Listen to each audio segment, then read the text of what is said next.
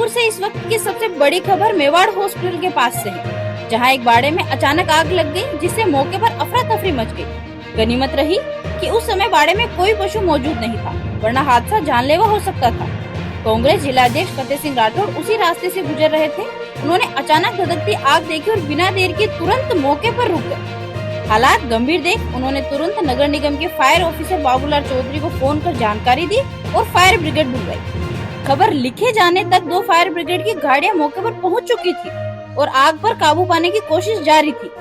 आसपास मौजूद लोगों ने भी पानी डालकर आग को फैलने से रोकने में सहयोग किया।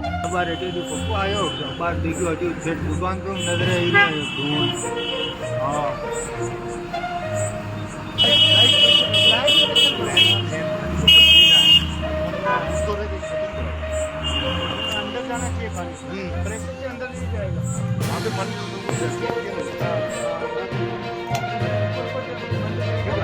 अंदर नहीं जाएगा, अंदर जाना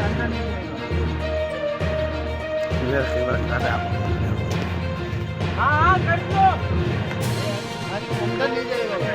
अरे वो कोई बात नहीं, मेरी बात चालू कर दो।